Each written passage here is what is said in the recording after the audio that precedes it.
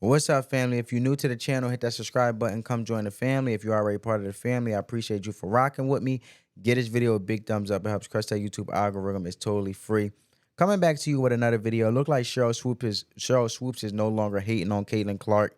She has shifted her focus to another player, and she let it be known it was not her that ruined Caitlyn Clark getting that Rookie of the Year anonymously.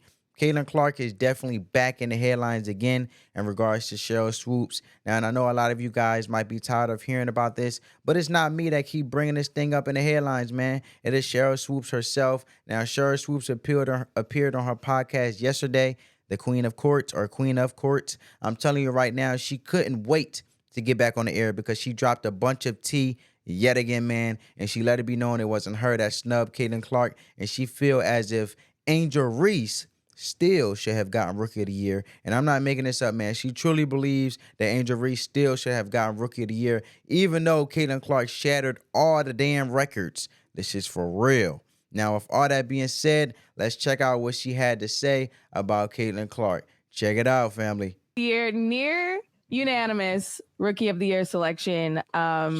She had an incredible year. Number 1 draft pick in April, got 66 of the 67 votes from the national media panel.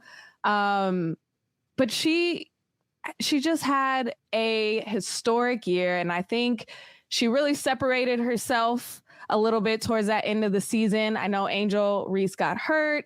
The Sky were not doing so hot, and the Fever were doing really, really hot.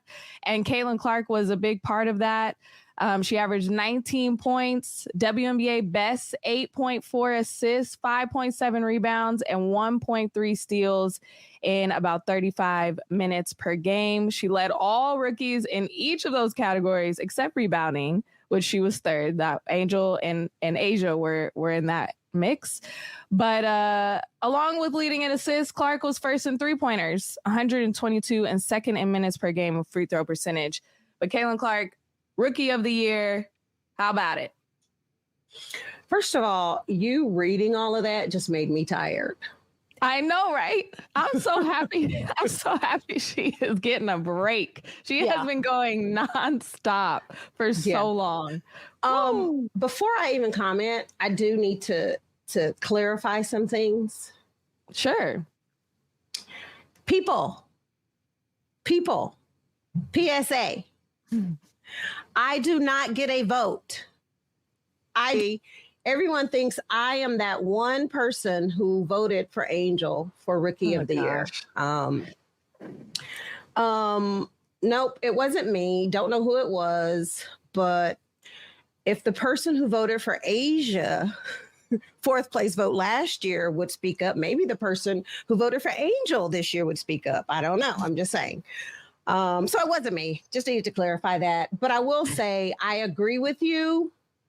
In the beginning of the season, before the Olympic break, I really thought like it was close between Caitlyn and Angel. And there was a part of me that was like, right now, if voting came out, not me voting because I don't vote, I think Angel would have won. Post-Olympic break, without question, even before Angel got hurt, I thought Caitlyn came back from Olympic break and just separated herself from every other rookie in the league. Just played really, really well in the second half and very deserving of Rookie of the Year. So congrats, Caitlyn. Now, that was Sheryl Swoopes speaking her piece about Caitlyn Clark, letting it be known that, you know, what she did have an okay year. She is a great player, but she did feel at some point Angel Reese still should have gotten a Rookie of the Year. It is what it is, man. Now, we shift in focus here. Like I told you guys, Sheryl Swoopes is no longer hating on Caitlyn Clark. She is now hating on Napheesa Collier. Now, those of you guys who do not know that Napheesa Collier is currently Defensive Player of the Year, and she's headed to the WNBA Finals going up against the Liberty. She's a member of the Lynx. And now it's being reported that Sheryl Swoopes shifts focus from Caitlyn Clark, takes aim at the WNBA finalist Napheesa Collier's credentials, man. Yeah, she is saying basically that she don't deserve to be a Rookie of the Year, which is crazy to me, man. The defensive player of the year is amping up her game in the postseason. Napheesa Collier has helped her team defeat the Connecticut Sun to grab a spot in the WNBA Finals versus the New York Liberty. A force to be reckoned with all season long, she was rightly the runner-up in MVP voting behind A'ja Wilson, but despite all of her achievements, Sheryl Swoopes has a question for the Minnesota Lynx star. And with that being said, family, yes, this is a serial hater, and I'm telling you, man, it's just crazy. The retired pro often offers viable commentary about the WNBA and its players, but this year she made headlines for criticizing Caitlyn Clark all damn year, and I got to emphasize that she criticized Caitlyn Clark all year. Now, it seems like it's not Napheesa Collier turn. Now, it seems like it is now Napheesa Collier turn on the latest episode of The Queen of the Courts. Sheryl Swoopes discussed Collier's Defensive of the Player of the Year award. And guys, I'm telling you, before I play this audio, I just want to let you know, you can hear it in her voice how much she's a hater, man. So with no further ado, check this out. Defensive Player of the Year, Napheesa Collier from the Minnesota Lynx. She finished second in MVP voting, but she received 36 votes out of the 67 to get, oh no, that was for the MVP race. So she got Defensive Player of the Year, and she has been an offensive stalwart, but she's also been on the defensive end. She held opponents to 36% field goal shooting as the closest defender this season, top mark in the league. And like we've talked about, Minnesota Lynx have been one of the best defensive teams all season long. So how do you feel, Miss Defensive Player of the Year? How do you feel about Napheesa getting this award? Congratulations. Here's my question. No, because I have a question. Right. And this is not to take anything away from Napheesa. I think she's been playing exceptionally well all season on both ends of the floor. My question is, when awards are being selected, and again, I do not vote. I'm going to keep saying that. When you're looking at individual awards, are you looking at, I'm not saying you in general, I'm just saying for the people who vote, are you looking at what that player does individually, or are you looking at how what that player does individually helps the team? Meaning, yes, Minnesota was one of the best defensive teams in the league, right? But when you look at Napheesa's individual stats, let me read this. So she was second in the WNBA in steals, third in rebounds, and 7th in blocks. I don't have A'ja's individual stats up here to compare, but I know A'ja was first in rebounding. Don't know where she was in blocks or steals. Because I know there's a big argument of A'ja should have been Defensive Player of the Year as well as MVP. So that's a question I have. Yeah, I think it's a good question. I think you have to look at both a little bit. And we have here that A'ja was first in blocks.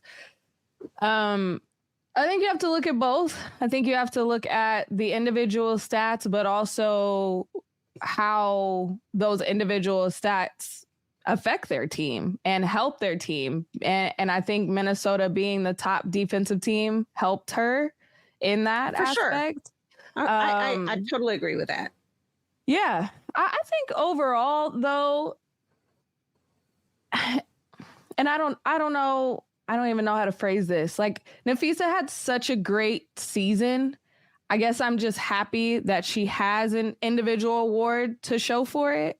Like, I don't want us to look back and forget this type of year that she had. I would agree that it was more on the offensive end, especially what she's doing now in the postseason. Everybody is on notice of just how much of a bucket getter Napheesa Collier is and how smooth her game is.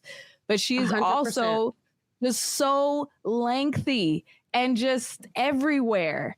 I think it's also interesting too when you watch these matchups. I think after she won the award, I have been paying even more close attention to her defense, and you just see how she has the ability to switch on so many people, and she's getting block shots, she's getting after loose balls, she's switching on guards to post to playing everybody for the Connecticut Sun team.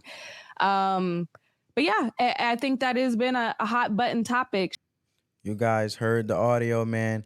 That was Sheryl Swoopes proving it to the world. She's a serial hater, man. I cannot make this up right now. She's hating on Napheesa Collier for getting Defensive Player of the Year. And her co-host is pretty much saying that she performed better offensively. So now y'all saying that the people that's passing out these awards is not giving out the awards right? Are you serious, man? Well, all that being said, man, get down in the comments. Let me know you guys' thoughts, perspective, and insights. And at the end of the day, family, give this video a big thumbs up. Let that love supersede the hate and spread that peace, love, and positivity. On that note, family, peace.